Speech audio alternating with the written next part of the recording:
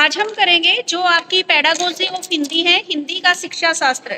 उसके देखो कुछ तो कॉमन पॉइंट हमारे हो चुके थे, कुछ नहीं हुए हैं। जैसे फर्स्ट यूनिट नहीं हुई थी। फर्स्ट यूनिट में क्या क्या है आपका? मातृभाषा शिक्षण का क्या अर्थ है, क्या स्वरूप है, क्या महत्व है, उद्देश्य एवं सामान्य सिद्धांत। देवनागरी लिपि की क्या विशेषताएं हैं और क्या इसकी सीमाएं हैं। हिंदी भाषा का क्या महत्व है, मातृभाषा एवं राष्ट्रभाषा के रूप में ब्लूम द्वारा निर्धारित अनुदेशात्मक उद्देश्य, ब्लूम टैक्सोनॉमी आपका हो चुका है। भाषा के कौशल, ठीक है, जिसमें आप श्रवण कौशल, भाषण कौशल, पठन कौशल, लेखन कौशल, ठीक है। लिसनिंग स्किल क्या होती है, ठीक है, लिसनिंग हो गई, रीडिंग हो गई, स्पीच हो गई आपकी LSRW, listening, speaking, reading and writing, ठीक है। ये चारों स्किल्स के बारे में आप इसमें पढ़ोगे फर्स्ट यूनिट में। उसके बाद हिंदी शब्दों का वर्गीकरण अर्थ के आधार पर, उत्पत्ति के आधार पर, व्युत्पत्ति के आधार पर, ठीक है। जैसे आपने पहले हिंदी व्याकरण में पढ़ा हुआ है कि शब्द कितने प्रकार के होते हैं, अर्थ के आधार पर और उसके आधार पर। हिंदी ध्वनियों का वर्गीकरण, जिसमें आप अक्षर विन्यास, विराम चिन्ह, इनके बारे में पढ़ोगे, ठीक है। उच्चारण शिक्षण का क्या महत्व है और उच्चारण दोष के कारण व उपाय क्या हैं, ये सारी चीजें आप इसमें पढ़ोगे। इसमें मैं सिर्फ वही कराऊंगी जो जो आपका कॉमन यूनिट के साथ हो चुका था वो नहीं कराऊंगी, जो रह गए हैं टॉपिक उनको कंप्लीट कराऊंगी। समझ में आ गया सिलेबस में क्या क्या है फर्स्ट यूनिट में?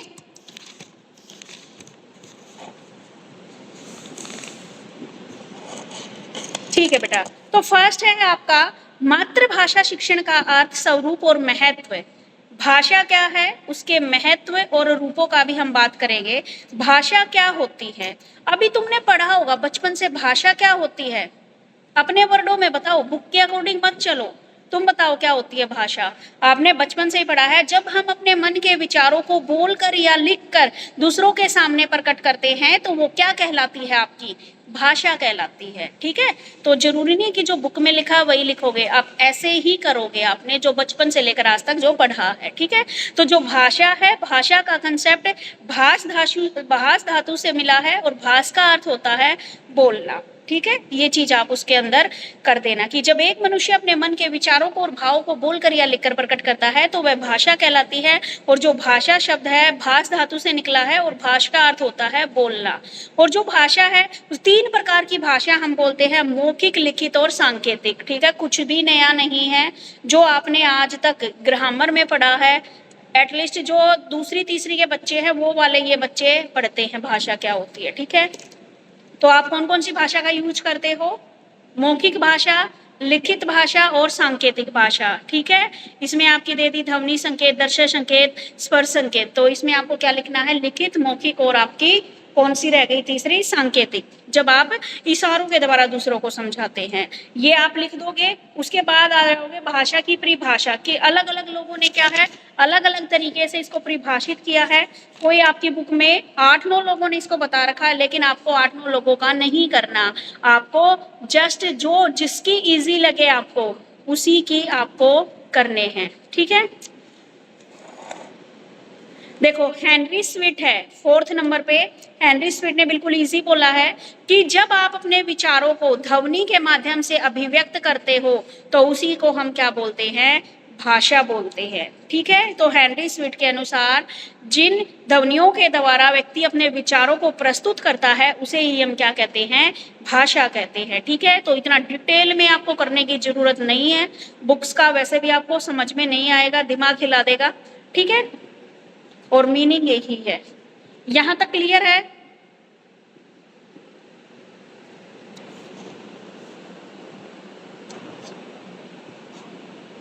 ठीक है बेटे।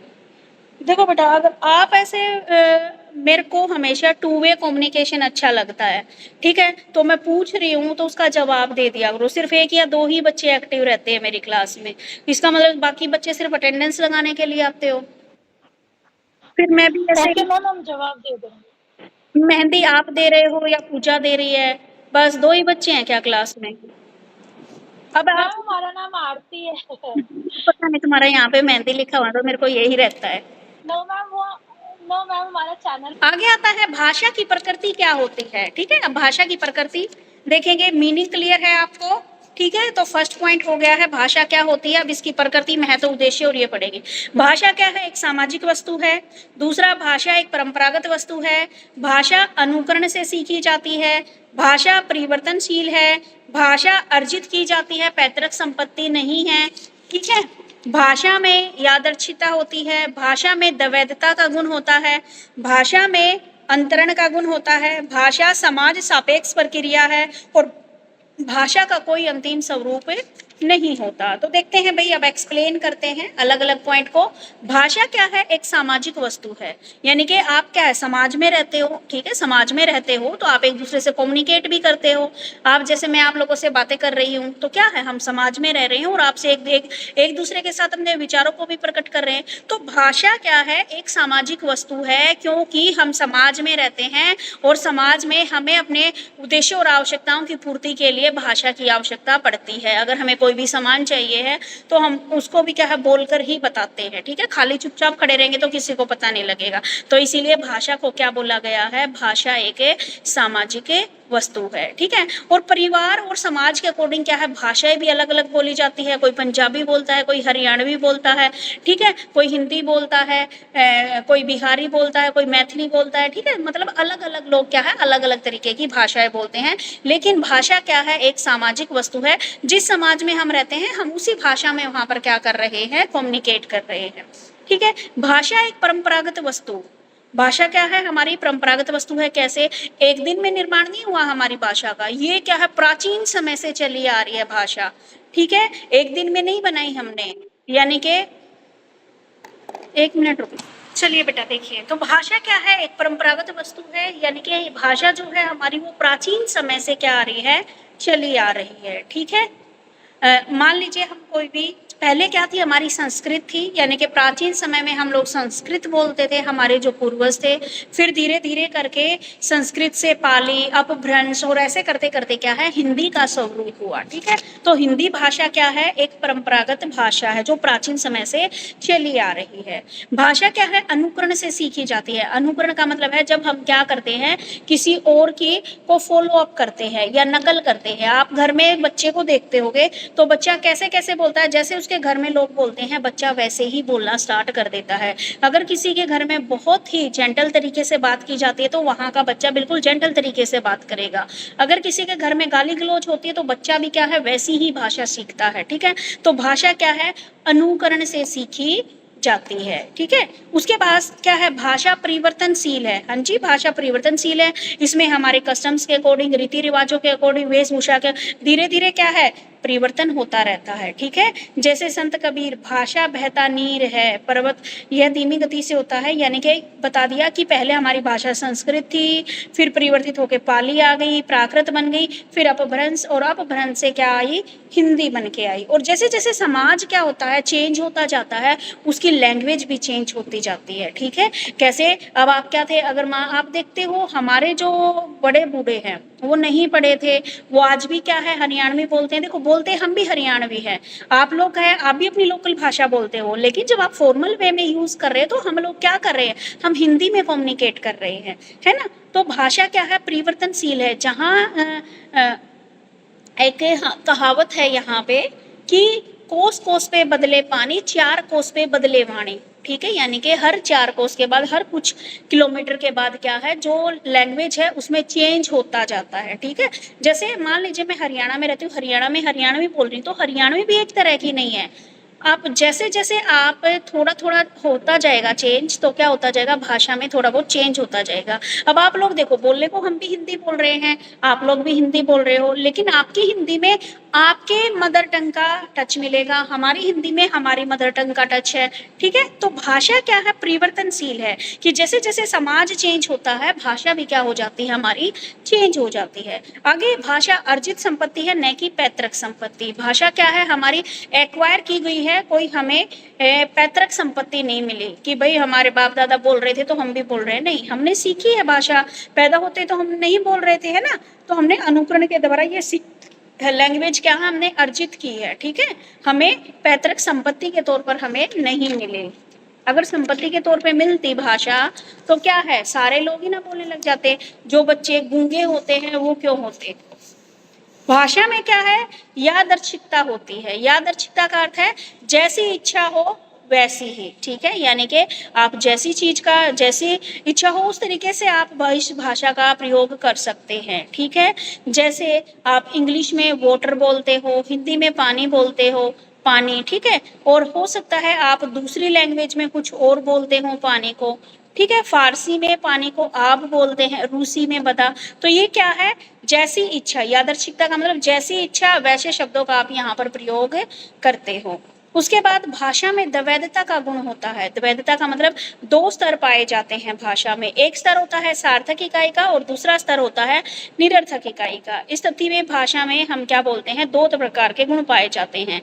जैसे राम घर गया, इसमें तीन सार्थक इकाई, राम घर गया, राम अलग, घर अलग और गया अलग, तीन वर्डों का यहाँ पर यूज हुआ है। और दूसरे तरीके से हम देखा जाए तो राम को ही हम अलग अलग टुकड़ों में विच्छेद कर देते हैं, रे प्लस आ प्लस मैं प्लस आ, राम। तो ये क्या है, हमारा भाषा में क्या पाया जाता है, दो स्तर पाए जाते हैं, एक सार्थक और एक निरर्थक, ठीक है। यानी कि सार्थक इकाई या राम घर गया हमने अलग अलग कर दिया, फिर और छोटे टुकड़े कर दिए, जिसके टुकड़े हो उसके वो सार्थक बता दिया, जिसके नहीं हो उसको निरर्थक इकाई बता दिया,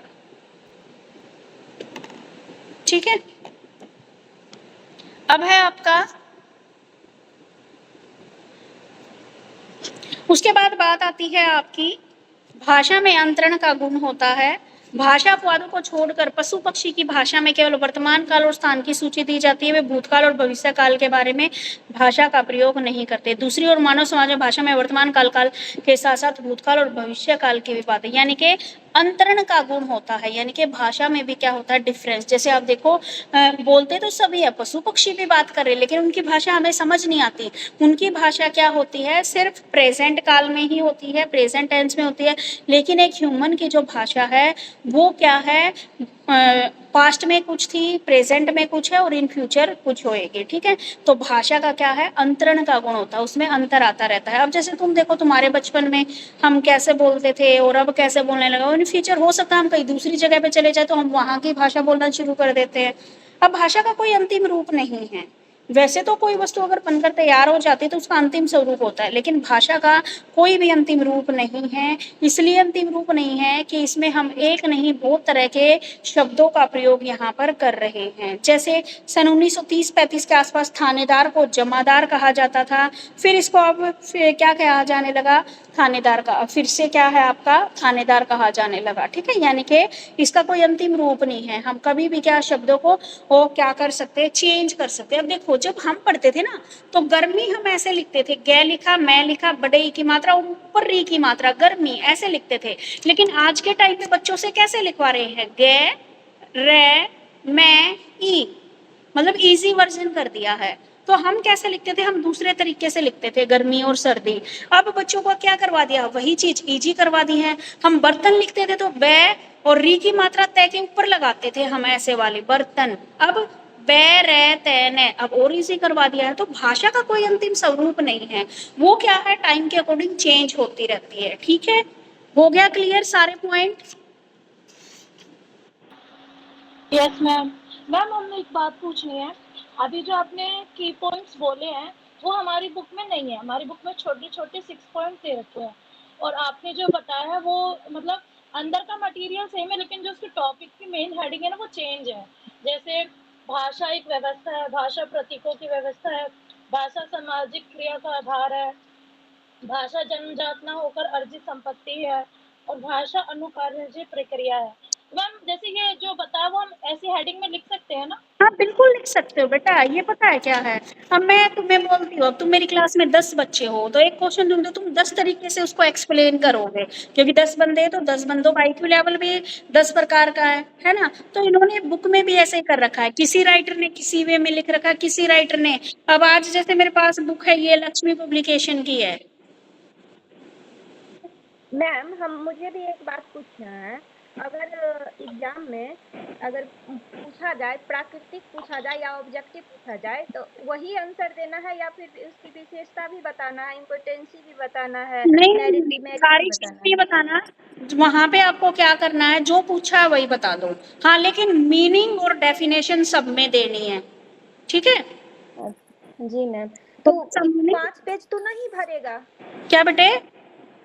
5 पेज तो नहीं कंप्लीट होगा जब करेंगे देखो तो। आपका हो जाएगा, बिल्कुल हो जाएगा। आप सबसे पहले क्वेश्चन का जो आ गया, मान लो भाषा वाला ही क्वेश्चन आ गया, इसके महत्व पूछ लिया आपसे, तो सबसे पहले आप भाषा का मीनिंग दोगे कि भाषा क्या होती है, कितने प्रकार की, फिर इसकी एक डेफिनेशन लिख दोगे, एक पेज फुल हो गया। फिर आ जाओगे आप इसके हाँ महत्व पे आ गए, तो महत्व में पहले एक्सप्लेन करने की बजाय मान लो 8 पॉइंट है, तो 8 के 8 पॉइंट का फ्लो चार्ट बना दो पहले, ठीक है, और फिर एक एक करके हाँ उनको एक्सप्लेन कर दो और लास्ट में कंक्लूजन लिख दो, आराम से भर जाएंगे। जी मैम, थैंक यू। अब बताइए मुझे, किसी को दिक्कत तो नहीं है? मैम जैसे हमें कोई क्वेश्चन ना आए, है ना मैम, हम ये कह रहे हैं अगर हमें जैसे कोई क्वेश्चन ना आए, लेकिन जैसे उसके बारे में हमें मेरिट डीमेरिट पता हो और उसके क्या ऑब्जेक्टिव हो, तो हम वो सब भी लिख सकते हैं ना, अगर बिल्कुल अगर लिख ना आए सकते हो, तो। बिल्कुल लिख सकते हो आरती, छोड़ के कुछ नहीं आना, खाली सीट मत छोड़ के आना, ठीक है। आप उससे रिलेटेड देखो, अब आप क्लास लगा रहे हो तो आपको जस्ट, अगर आपने सारी क्लासेस ले रखी होंगी ना और आप पेपर दोगे, तब देखना आप अपने माइंड को, अगर कोई क्वेश्चन नहीं आता होगा ना, अगर आपने फिर क्लास में भी सुन रखा है तो भी आप उस क्वेश्चन को पूरा अटेम्प्ट करके आ जाओगे। यस मैम, ये तो हम देख रहे हैं अपने अंदर इम्प्रूवमेंट की, क्लासेस लेने के बाद चीजें जल्दी समझ में आ जाती है, रीडिंग करते हैं ना तो बहुत आसानी से समझ में आ जाता है।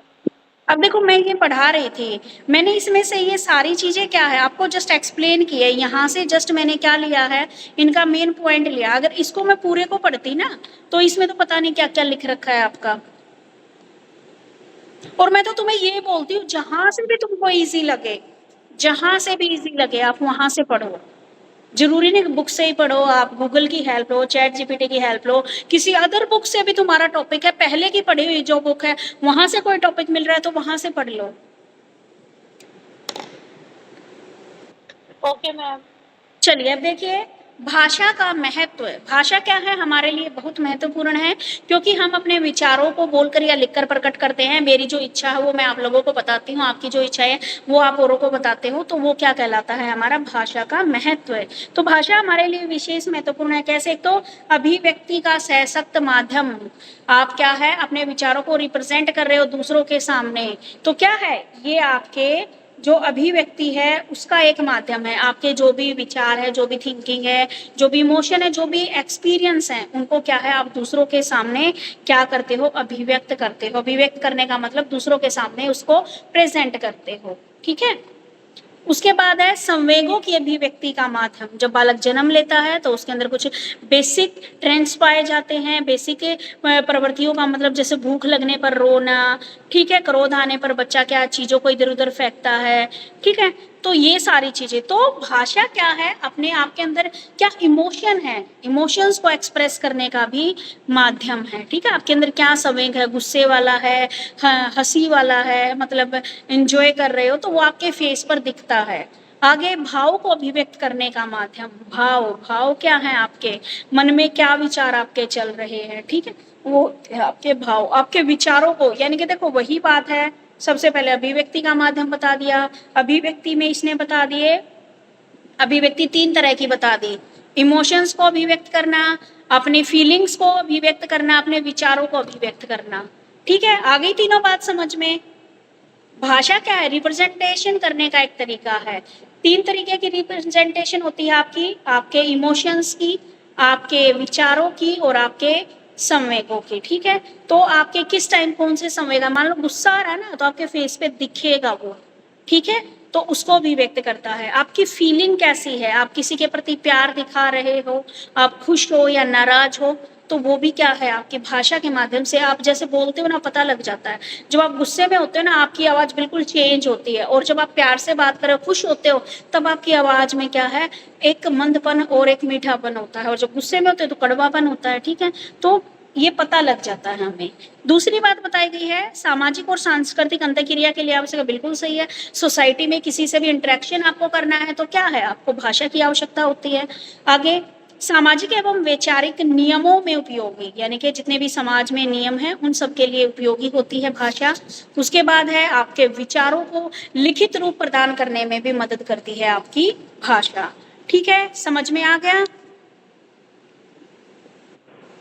ठीक है, उसके बाद बात, यस मैम, आ गया। ठीक है बेटा, उसके बाद बात आती है भाषा के रूप। भाषा के रूप इसने बताए हैं हमारे। वैसे तो भाषा के क्या है रूप होते हैं मौखिक और लिखित, ठीक है, लेकिन मौखिक रूपों में भी कुछ अलग अलग रूप बता दिए इन्होंने, यानी कि मौखिक, लिखित और सांकेतिक के अलावा भी बहुत सारे रूप हैं हमारी भाषा के, जैसे मूल भाषा, व्यक्तिगत बोली, उपबोली, बोली, मातृभाषा, संपर्क भाषा, राष्ट्रभाषा, राजभाषा, माध्यम भाषा, मानक भाषा, ठीक है, ये सारे रूप इन्होंने यहाँ पे बताए हैं। तो सबसे पहले देखते हैं मूल भाषा कौन सी होती है। आरंभ में जब मनुष्य ने भाषा का प्रयोग आरंभ किया तो उस समय एक निश्चित समुदाय ने जिस बोली को बोला वो क्या कहलाती है, मूल भाषा। जैसे हमारी मूल भाषा कौन सी है, संस्कृत। हिंदी कहाँ से निकल के आई है, संस्कृत से निकल के आई है। फिर आती है व्यक्तिगत भाषा। व्यक्तिगत भाषा क्या होती है, ये भाषा का शॉर्ट रूप होता है जिसमें व्यक्ति जन्म लेता है और मृत्यु तक प्रत्येक व्यक्ति से शारीरिक बौद्धिक परिवर्तन आते रहते हैं, तो उसकी भाषा में भी निरंतर चेंज होता रहता है। तो हर एक व्यक्ति की जो बोली होती है वो भिन्न होती है, ठीक है। तो इसने बोला है व्यक्तिगत भाषा भी होती है हमारी, या व्यक्तिगत बोली भी, ठीक है। मान लीजिए हर एक व्यक्ति की भाषा अलग होती है। अब मैं जैसे बोलती हूँ ना, मान लीजिए मैंने कॉल भी कर लिया किसी को, तो मेरे जानने वाले आवाज पहचान के बता देंगे कि ये कौन बोल रहा है, ठीक है। तो जैसे ही आप लोगों की भाषा क्या है, सबकी क्या है, भाषा अलग अलग है, सबका बोलने का तरीका अलग है। तो आपके भी जो रिश्तेदार है, किसी को कॉल करते हो, आपका नंबर सेव नहीं है, लेकिन फिर भी क्या है, वो आपकी आवाज से आपको पहचान लेते हैं, ठीक है। तो व्यक्तिगत भाषा भी होती है लोगों की। उसके बाद बात आती है आपकी उपबोली। उपबोली जो एक सीमित क्षेत्र के उसके आधार पर बोली जाती है, तो उसको क्या बोलते हैं, उपबोली। जैसे तुम्हारे कुछ एरिया में क्या है, भोजपुरी बोली जाती है, ठीक है। हमारे एरिया में क्या है, हिंदी, वैसे तो हिंदी है लैंग्वेज, लेकिन क्या बोलते हैं, हरियाणवी बोलते हैं, ठीक है। तो कुछ ही एरिया में जो बोली जाने वाली भाषा को हम उपबोली कहते हैं। बोली क्या है, बोली का क्षेत्र थोड़ा और बड़ा हो जाता है, ठीक है। बोली में क्या है, पूरी की पूरी आ गई। उपबोली में क्या आ गई, जैसे हरियाणवी में भी मेवात के लोग अलग तरह की हरियाणवी बोलते हैं, और उसमें, और बोली क्या आ गई आपकी एक बड़े से एरिया में जो आपकी लोकल भाषा जो बोली जाती है वो। उसके बाद आती है मातृभाषा। मातृभाषा क्या है, जो बच्चा अपनी माता के अनुकरण करके सीखता है। मातृभाषा का मतलब जो बच्चा अपने घर में अनुकरण करके अपने बड़ों को देखकर जो भाषा सीखता है वो क्या कहलाती है, हमारी मातृभाषा सीख कहलाती है। जैसे बच्चा गुजरात में रहता है तो गुजराती सीखेगा, हरियाणा में रहता है तो हरियाणवी सीखेगा, बिहार में रहता है तो बिहार में जैसे भोजपुरी बोल रहे हैं तो भोजपुरी सीखेगा, ठीक है। और ऐसे ही मान लो साउथ में रहते हैं तो वहाँ की जो भाषा है कन्नड़, तमिल, वैसी भाषा सीखेगा बच्चा, ठीक है। तो वो उनकी क्या कहलाएगी, मदर टंग कहलाएगी। उसके बाद संपर्क भाषा। संपर्क भाषा जैसे हम लोग अब आपस में बातचीत कर रहे हैं तो उसको क्या बोलते हैं, संपर्क भाषा, जिसमें दो या दो से अधिक व्यक्ति आपस में एक दूसरे के विचारों का आदान प्रदान करने के लिए जिस भाषा का प्रयोग करते हैं वो क्या कहलाती है, संपर्क भाषा। जैसे अब देखो हम अलग अलग बैकग्राउंड से यहाँ पे आए हैं, किसी की मदर टंग हरियाणवी है, किसी की कुछ है, किसी की कुछ है, ठीक है। लेकिन हम क्या कर रहे हैं, यहाँ पर एक दूसरे से कम्युनिकेट कर रहे हैं, तो हम हिंदी में कर रहे हैं, ठीक है, हिंदी में करेंगे या इंग्लिश में करेंगे, ठीक है। तो वो क्या कहलाती है, संपर्क भाषा। अब हम अपने देश में ही है तो आपस में बात कर रहे हैं तो हिंदी में बोल रहे हैं। मान लीजिए हम फॉरेन कंट्री में चले जाते हैं तो वहां पर हम किस में बात कर रहे हैं, इंग्लिश लैंग्वेज में बात कर रहे हैं। तो संपर्क भाषा क्या है, जब हम अपने विचारों को दूसरे बंदे तक पहुंचाना चाहते हैं तो जिस भाषा का प्रयोग करते हैं वो संपर्क भाषा कहलाती है। राष्ट्रभाषा, पूरे राष्ट्र की जो एक भाषा होती है उसे राष्ट्रभाषा कहते हैं, ठीक है। ये ऐसे राष्ट्र के प्राय सभी सरकारी कामकाज भी राष्ट्रभाषा में होते हैं, फ्रांस, जर्मनी, ये सारे, ठीक है। और आपको बता दें भारत की कोई भी राष्ट्रभाषा नहीं है, ठीक है, क्योंकि भारत ने क्या है 22 भाषाओं को मान्यता प्रदान की है। तो राष्ट्रभाषा हमारे इंडिया की कोई नहीं है। राजभाषा है हमारी हिंदी, ठीक है। राजभाषा का तात्पर्य होता है जो सरकारी कामकाज में यूज होती है, तो वो भाषा है हमारी हिंदी। राष्ट्रभाषा कोई नहीं है भारत की, क्योंकि भारत में कोई एक लैंग्वेज नहीं, 22 भाषाएं बोली जाती है। माध्यम भाषा। माध्यम भाषा क्या है, अपने विचारों को का आदान प्रदान करने के लिए जिस भाषा का प्रयोग करें वो माध्यम भाषा कहलाती है। माध्यम भाषा, मान लीजिए आप अपने पेपर में आप अपने विचार ही लिख रहे हो क्वेश्चन से रिलेटेड, अगर आप इंग्लिश में लिख रहे हैं तो वो इंग्लिश माध्यम कहलाता है, अगर आप हिंदी में लिख रहे हो तो हिंदी माध्यम। कुछ बच्चे उर्दू में पेपर दे रहे हैं तो वो उर्दू का हो गया, कुछ पंजाबी में दे रहे हैं तो पंजाबी का हो गया, ठीक है। मानक भाषा, मानक यानी कि जिसको स्टैंडर्ड लैंग्वेज बोलते हैं। स्टैंडर्ड लैंग्वेज किसी भी भाषा के उस रूप को कहते हैं जिसको बिल्कुल शुद्ध माना जाता है, जिसको शिक्षित और सभ्य समाज जिसका प्रयोग करता है। औपचारिक स्थिति में आप जो भी लेखन राइटिंग का जो भी काम है, एडमिनिस्ट्रेटिव जो भी वर्क है, आपके जो भी शिक्षा से रिलेटेड जो भी काम है, उन सब में क्या है, स्टैंडर्डाइज लैंग्वेज यूज की जाती है। ठीक है ना, तो वहाँ हरियाणवी यूज होती, ना भोजपुरी, ना मैथिली, ना कन्नड़। वहाँ पे कौन सी यूज हो रही है आपकी, या तो इंग्लिश या हिंदी, जो आपकी क्या है, स्टैंडर्ड रूप है। और बाकी जिन जिन भाषाओं में 22 भाषाएं और भी अदर रह गई हमारी, ठीक है, जिन्हें आप दे सकते हो। तो ये थी क्या आपके भाषा के रूप, समझ में आ गए? यस मैम, आ गया। ठीक है, मैं एक बार ना पानी पी कर देना, क्योंकि बार बार वही बातें आएंगी, आपको जस्ट चलना है आपके सिलेबस के अकॉर्डिंग। उद्देश्य क्या है आपकी भाषा के?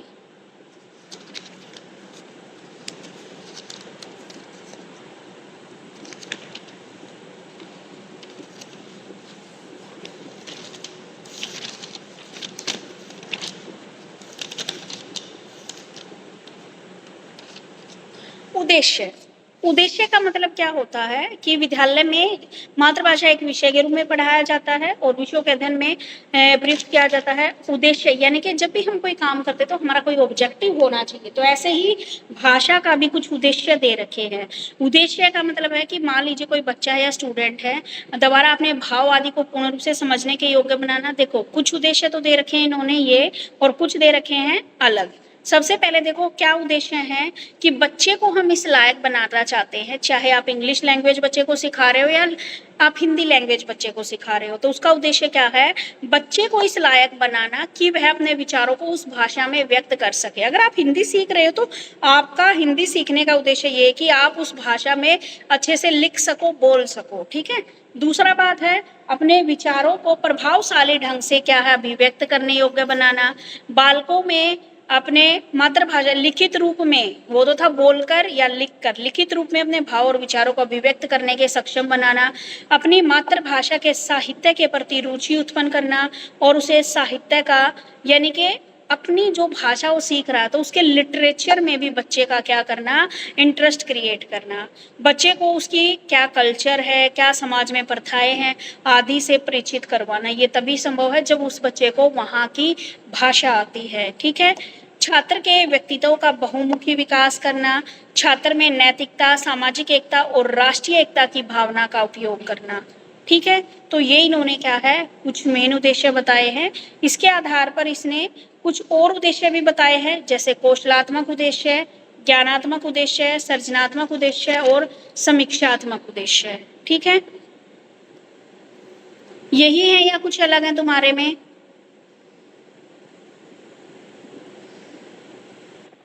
मैम हमारे में बहुत डिटेल में दे रखा है। क्या क्या पॉइंट? मेरे में मैम सम्मानीय उद्देश्य है, विशिष्ट उद्देश्य है और ज्ञानात्मक उद्देश्य है। 3 उद्देश्य दिया हुआ है। और मैम हमारे में 3 तो वो सेम है, उसके बाद है 4th नंबर पे सौंदर्य, बोधकत्मक उद्देश्य, सृजनात्मक उद्देश्य, अभिरुचित्मक तथा अभिरुचि का उद्देश्य, ये सब दे रखा है मैम। अच्छा, मतलब सबकी बुक में अलग दे रखा है, तो इसका मतलब हम ये टॉपिक निकालते हैं चैट जीपीटी का यूज कर लेंगे मैम?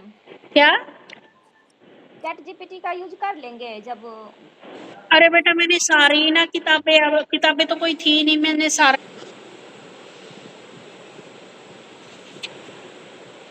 ठीक है बेटा, देखो अब इसके उद्देश्यों के बारे में हम देखते हैं। तो भाषा ने क्या है, कुछ तो उद्देश्य मैंने आपको बता दिए हैं, कुछ बताए इन्होंने ज्ञानात्मक उद्देश्य, ठीक है, कुछ सृजनात्मक उद्देश्य है, कुछ समीक्षात्मक और कुछ कौशलात्मक। तो अब हम इनको अलग अलग करके पढ़ते हैं।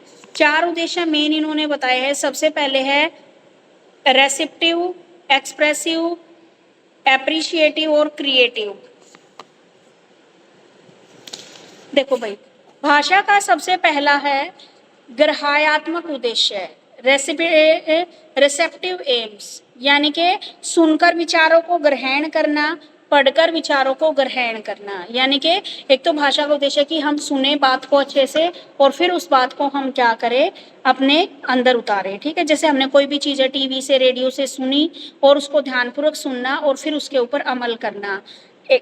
अनुशासन का पालन करना, मुहावरे, लोकोक्तियों आदि को समझने का प्रयास करना, आवश्यकता पड़ने पर अध्यापक के निर्देशों को ध्यानपूर्वक सुनना और उनका पालन करना, यानी कि सुनकर विचारों का ग्रहण करना और पढ़कर विचारों का ग्रहण करना। ये तो बताए हैं इन्होंने ग्रहायात्मक उद्देश्य, जिसको आप ग्रहण करते हो। एक तो है ग्रहण करने वाले उद्देश्य, एक है अभिव्यक्ति से रिलेटेड उद्देश्य, एक है आपके सराहनात्मक उद्देश्य और एक है आपके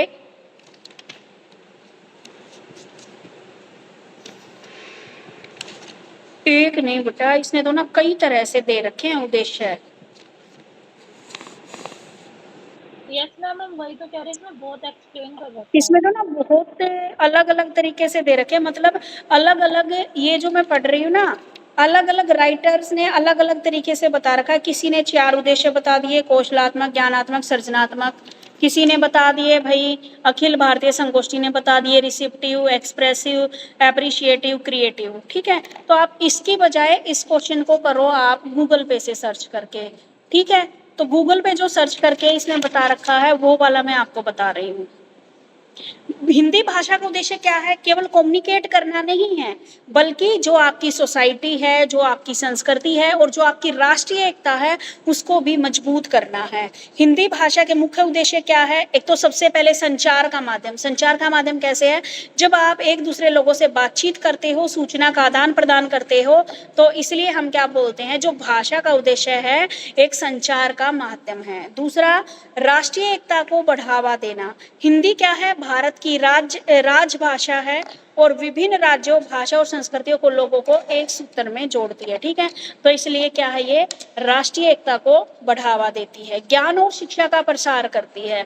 आप क्या है, कोई भी भाषा आप यूज कर रहे हो तो उसमें आप क्या है, उसका लिटरेचर भी पढ़ते हो, साइंस भी पढ़ रहे हो, उसमें तकनीकी भी पढ़ रहे हो, एसएसटी भी पढ़ रहे हो। ठीक है, तो आप जो भी मान लीजिए यहाँ पर हम हिंदी पढ़ रहे हैं तो हिंदी मीडियम में भी पढ़ते हैं बच्चे, कुछ इंग्लिश मीडियम में पढ़ते हैं। तो जो भाषा है, भाषा का क्या है, आप ज्ञान और शिक्षा में भी इसका उपयोग कर रहे हो एज ए माध्यम के तौर पर। आगे आपकी जो संस्कृति है और जो परंपरा है उसको सुरक्षित रखती है। कैसे सुरक्षित रखती है? हमारी जितनी भी बहुत सारी क्या है, जैसे कहानियां हो गई, हमारी लोक कथाएं होंगी, रीति रिवाज हो गई, उन सबको हमने क्या है इस भाषा में लिख के सुरक्षित कर दिया है। अगर हमारे देश में देखा जाए तो जो हमारा साहित्य है ना, ऑलमोस्ट साहित्य संस्कृत भाषा में लिखा हुआ है, क्योंकि उस टाइम की भाषा क्या थी, हमारी संस्कृत थी। लिटरेचर डेवलपमेंट होता है, जैसे हम हिंदी में कविता पढ़ते हैं, कहानी पढ़ते हैं, उपन्यास, नाटक, इन सभी के माध्यम से हम क्या करते हैं, अपने साहित्य की डेवलपमेंट करते हैं। सामाजिक जागरूकता, अगर मान लीजिए आपके कि समाज में किसी चीज के प्रति जागरूकता पैदा करना चाहते हो तो आप भाषा का ही प्रयोग वहां पर करते हो, चाहे आप इंग्लिश में कम्युनिकेट कर लो, चाहे आप हिंदी में कर लो। प्रशासनिक एवं व्यवसायिक उपयोग, यानी कि जितने भी सरकारी कार्यालय हैं उनमें जो भी काम होता है वो सब कार्य क्या है, भाषा के आधार पर ही होते हैं। बस यही उद्देश्य इन्होंने बताए हैं कि जो हिंदी भाषा है उसका उद्देश्य केवल बोलचाल तक सीमित नहीं, बल्कि हमारी राष्ट्रीय एकता, सामाजिक विकास आदि पर भी इसका प्रभाव पड़ता है। ठीक है, समझ में आ गए उद्देश्य?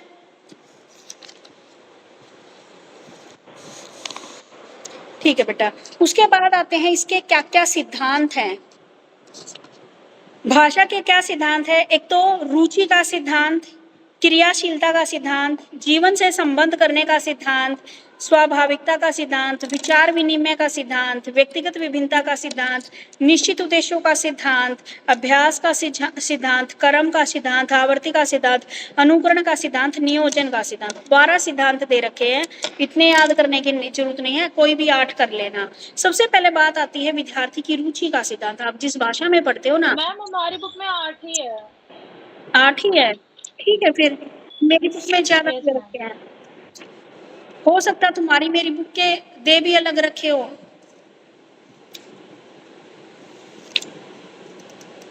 सबसे पहले बात आती है रुचि का सिद्धांत। रुचि का सिद्धांत क्या है? अगर हमें किसी काम को अच्छे ढंग से करना है तो हमें उसमें क्या लेना पड़ता है? इंटरेस्ट लेना पड़ता है। तो विशेषकर अगर हम देखें प्राइमरी कक्षाओं में ये 100% लागू होता है। आरंभ करें तो शिक्षक का ये प्रयास होना चाहिए कि आप बच्चे को ऐसे तरीके से पढ़ाओ कि बच्चे को इंटरेस्ट आए। तभी तो बोला है ना कि प्राइमरी लेवल पे बच्चे को हम क्या है, मदर टंग में, मातृभाषा में हमें उन्हें पढ़ाना है। अगर मान लीजिए आप कोई ऐसी भाषा का प्रयोग करते हैं जो यहाँ नहीं बोली जाती तो बच्चे को समझ में नहीं आएगा। समझ में नहीं आएगा तो बच्चे की क्या है, रुचि नहीं होएगी, इंटरेस्ट नहीं। मान लो आप हरियाणा में हो या बिहार में हो, अगर आप वहाँ पे गुजराती में बच्चों को पढ़ाओगे तो क्या वो पढ़ पाएंगे? नहीं पढ़ पाएंगे। ठीक है, तो हमें क्या है, ऐसी भाषा का प्रयोग करना है जो बच्चे की क्या है, उस भाषा को समझने में अपनी रुचि दिखाए, जो बच्चे को अच्छी लगे। ठीक है, तो सबसे पहले प्राइमरी लेवल पर मातृभाषा का ही प्रयोग किया जाता है। उसके बाद क्रियाशीलता का सिद्धांत, ऐसी भाषा जो बच्चे को एक्टिव रखे क्लास में। अब मैं यहाँ पे गुजराती बोल के चली जाऊं तो क्या तुम्हें समझ में आएगा? नहीं। मैं जो समझा रही हूँ तो मतलब आपका यहाँ पर मैं क्या क्रिएट कर रही हूँ, इंटरेस्ट है। आपका इंटरेस्ट है, मेरे को सुन रहे हो तभी आप मेरे को सुन रहे हो। इंटरेस्ट नहीं होता तो आप मुझे नहीं सुनते। ठीक है, दूसरा क्रियाशीलता का सिद्धांत, मैं बोलूंगी आपसे, कुछ क्वेश्चनिंग करूंगी तभी तो आप एक्टिव होगे क्लास में, तभी तो आप कोई ना कोई काम करोगे।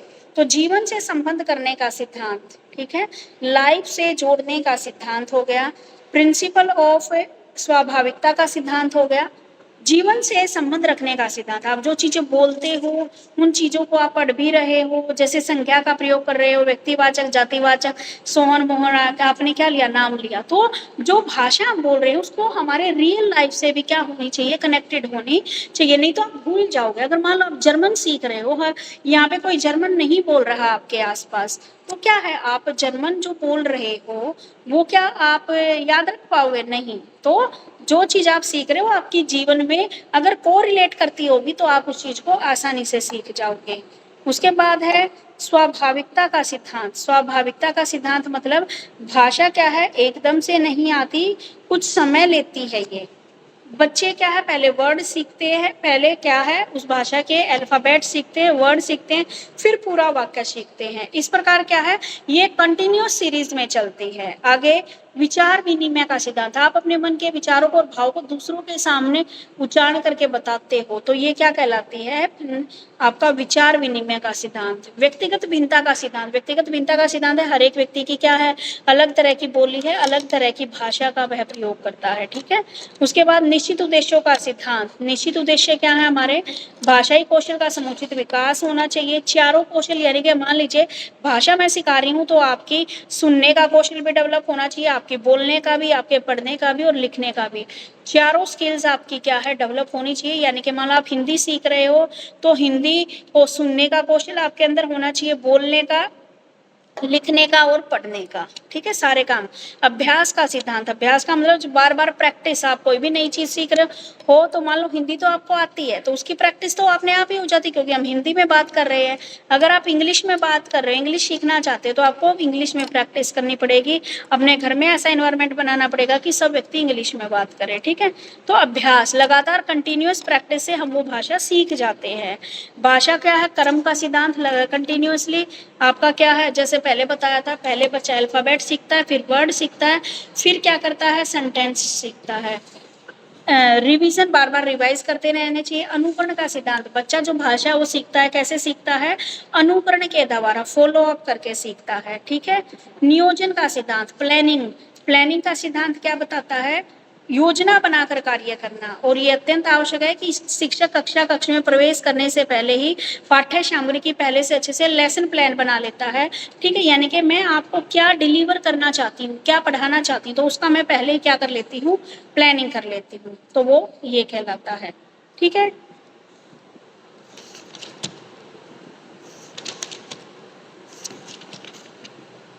क्लियर है?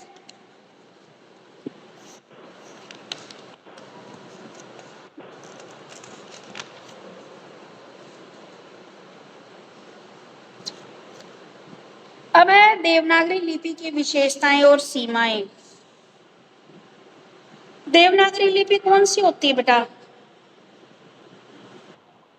मैम हिंदी की लिपि देवनागरी है।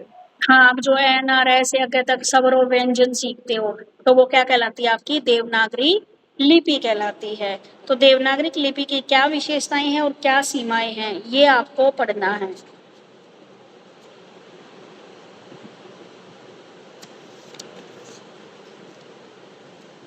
अभी बैठ के पढ़ो 10 मिनट, चाहे बुक से पढ़ो चाहे चैट जीपीटी से पढ़ो। पूछूंगी तुम लोगों से कि देवनागरी लिपि होती क्या है और क्या इसकी विशेषताएं हैं और क्या इसकी सीमाएं हैं।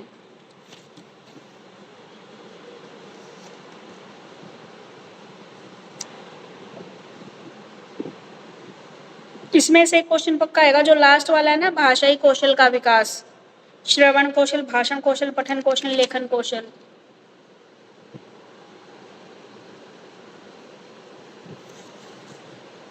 ठीक है बेटा, पढ़ो, अभी 10 मिनट का टाइम है आप लोगों के पास। देवनागरी लिपि क्या होती है, क्या इसकी विशेषताएं हैं और क्या इसकी सीमाएं, कहीं से भी पढ़ा सकते हो आप।